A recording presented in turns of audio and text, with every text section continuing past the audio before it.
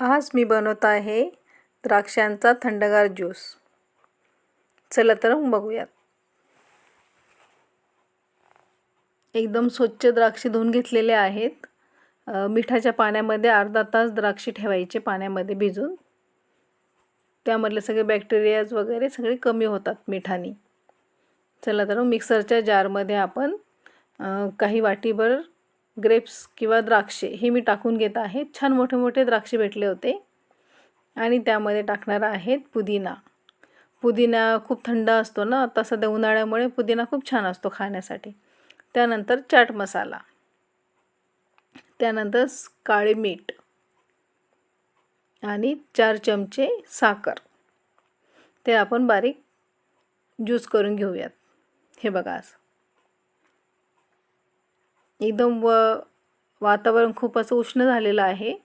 त्यासाठी आपल्याला काहीतरी थंड किंवा असे पेय प्यायलं पाहिजे. त्यासाठी मी बनवत आहे ग्रेप्स ज्यूस. आणि खूप साधी आणि सोपी रेसिपी आहे, जास्त हार्ड नाही आहे आणि त्याला साहित्य पण फार कमी लागते. त्यामध्ये मी थोडेसे पाणी ॲड केलेले आहेत. परत आपण एकदा त्याला छानपैकी बारीक वाटून घेऊयात, ज्यूस करून घेऊयात. हे बघा असं. आणि एकदम टेस्टी झालेले आहेत. तुम्ही नक्की ट्राय करा आणि तुम्ही कसं बनवतात हे ज्यूस मला कमेंट करून सांगा. ग्रेप्स ज्यूस हेल्दी ज्यूस आहे आणि छोट्या मुलांना पण चालते पिण्यासाठी. हे बघा, अशा पद्धतीने आपण छानपैकी करून घेतलेले आहेत. आपले ज्यूस आता रेडी आहे सर्व करायला. हे बघा, आणि चाळणीने चाळायचे वगैरेची काही गरज पडत नाही. सर्वसाठी आपले ज्यूस रेडी आहेत.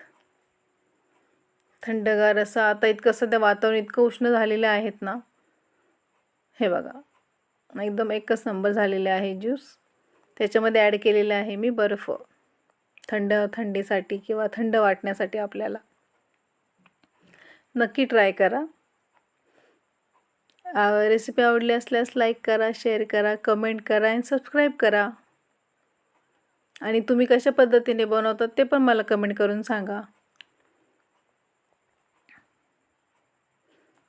चला तर मग भेटू नेक्स्ट रेसिपीमध्ये. चलो बाय.